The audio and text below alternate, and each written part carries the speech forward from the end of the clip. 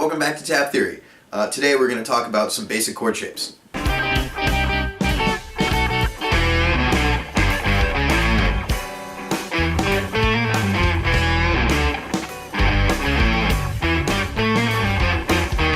Okay, so if we're going to talk about chords, first we should probably talk about what they are. Basically, a chord is any combination of three different kinds of notes, minimum of three. And it's three because just two notes is an interval, right? This one happens to be the interval of a perfect fifth. And a single note is just a note. So the ones that you're most familiar with are probably the triads. Things like major chords, minor chords, diminished chords, and maybe even an augmented chord. So the next question, now that we know what they are, is how do we build them? So if you remember from the scales overview video, every scale is made up of 7 degrees when you're working out of the natural mode. 7 notes, right? 1, 2, 3, 4, 5, 6, 7, and back to 1. Well, a chord, or a triad, is basically just taking certain notes out of that scale and stacking them on top of each other. For a regular triad, you're basically just going to go your root note, and then up to the 3rd scale degree, and then up to the 5th scale degree. Like that. And you skip a note in between. If you want to get a little bit more intervallic about it, it's made of stacked thirds. So this video is basically just going to cover the major and minor shapes and their inversions. For a major chord, you want to start with your root note, and then put up a major third, or 4 frets, and then a minor third on top of it, or a perfect fifth off of the root. Or start with your root note, and think of the major scale of that root note. And then add on the 3rd degree of that scale and the 5th degree of that scale. 1, 2, skip, 3, 4, skip, 5. For a minor chord, you just want to do your root note, and then a minor third, or 3 half steps up, 3 frets, and then the perfect fifth off of the root again. Or, in the same way that you did the major scale, think of the root note's minor scale. And then just do the first, the root, the minor third, and the perfect fifth off of the root. Or 1 3rd scale degree and 5th scale degree. So, now that we know how to put these chords together, let's talk about the basic shapes, right? So the very basic shape that you're going to get is called a closed voicing, right? And that means that all of the notes happen under 1 octave. Here's your root, and here's the next root, an octave up, and all of the notes in this voicing happen between those 2 points.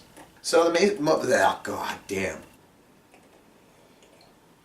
So the most basic voicing that I think you can get for a major chord is with your pinky on the root, your ring finger on the 3rd, 1 fret back and 1 string up, and your 1st finger, or your pointer, on the 5th, 1 string up and 2 frets back, just like that.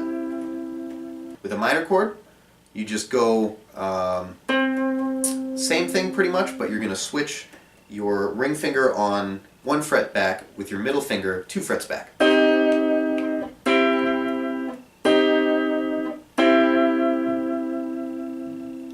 what if you don't want the root on the bottom? Well, those are called inversions, and basically an inversion, just like the word inverted or invert means to turn on its side or turn on its head, you are basically spelling the chord with a different note on the bottom. Right? Here's our root note major chord, or root position, rather, major chord, which is with the lowest note on the bottom. And let's just pop that lowest note, that C, up an octave, and take it away on the low end. You've got the 3rd, the 5th, and then the root on top. And that's called first inversion. And if I'm arpeggiating it, I'll usually use second finger on top, first finger on the fifth, and then my pinky on the root, like that. But if I'm just playing it like a chord, I do a little mini bar on my first finger, and just use my third finger on the third down there, like this. And the same with the minor chord. All you got to do is drop the third down a half step. And if I'm arpeggiating it, I actually, instead of my pinky, I use my ring finger. But otherwise I still do the bar. And then, with the fifth on the bottom, the G, in this case, because I've been playing with a C major chord, you've got the fifth, then the root, and then the third. And I use my ring, middle, and pointer fingers, or third finger, second finger, first finger. And then for minor shape, I just use my fourth finger, my third finger, and then I take the third down a half step with my first finger, like that. And, you know, each different inversion adds a different color. The human ear hears off of the lowest sounding note that's being played, so you know, if you're just using your right hand, it's going to sound different than if you're playing the root note in a low note on the bass side as well, right?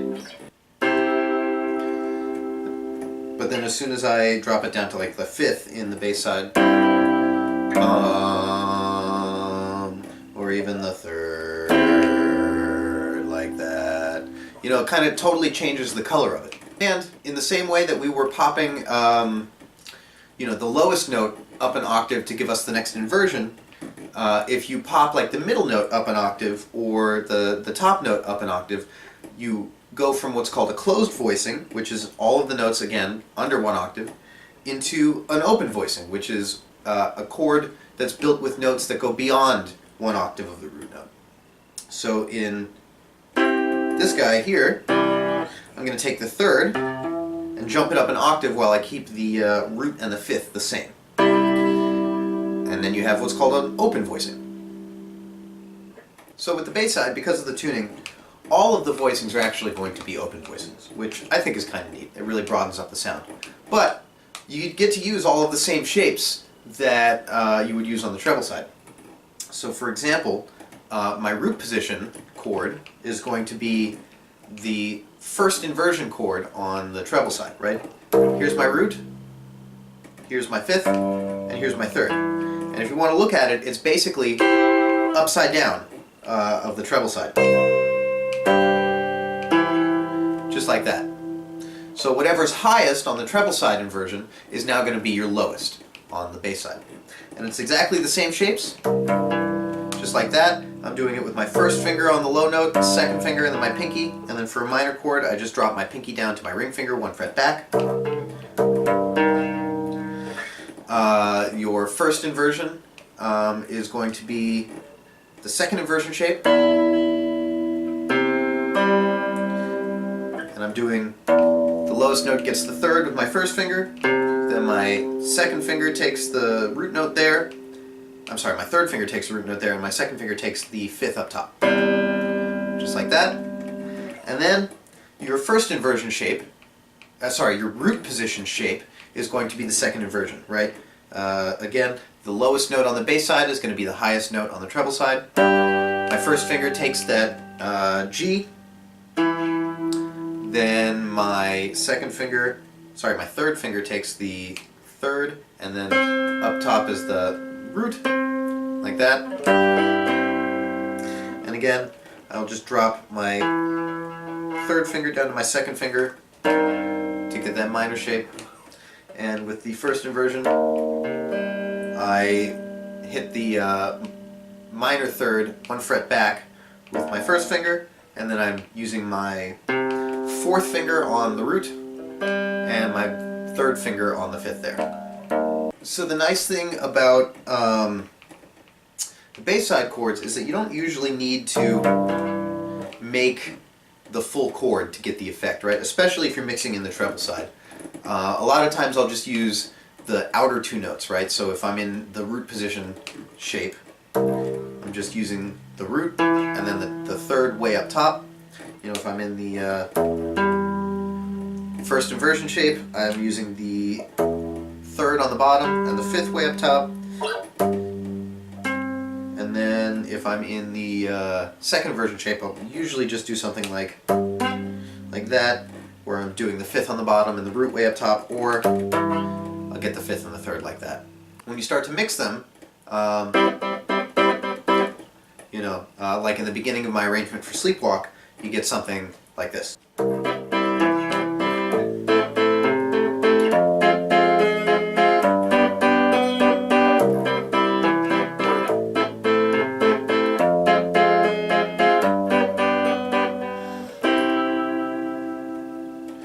And the nice thing about, again, the way the human ear hears is as long as you keep the root note in the bass side, whatever you play will always be a root position chord. Even though in the treble side I started with the second inversion, then I went up to a root position, and then I did a first inversion, and another first inversion. Because the bass side always had the low note on the bottom, the root note on the bottom, then the whole thing was just a series of root position chords.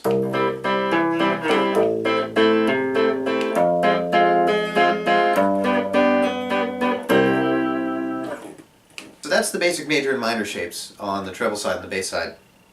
If you go back to the scale, the same way that we built the root chord, the one, then skip, and then skip again, you could do that for every chord, or rather every scale degree.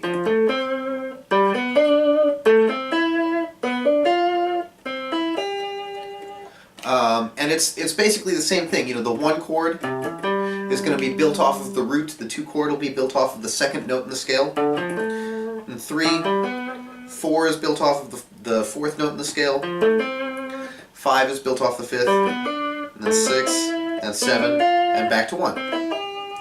Because of this, each chord has like its own function in its respective scale.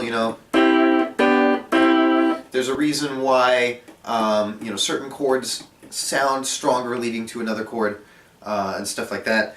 And each scale, just in the same way that it is made up of a series of whole steps and half steps, has a pattern of major and minor chords depending on what scale you're using. For example, in a major scale, you've got a major chord, minor chord, minor chord, major, major, minor, and then diminished. And then you're back to 1. And basically this tells me that, if I want to go to like the 2 chord in C major, I know that that's going to be a minor chord.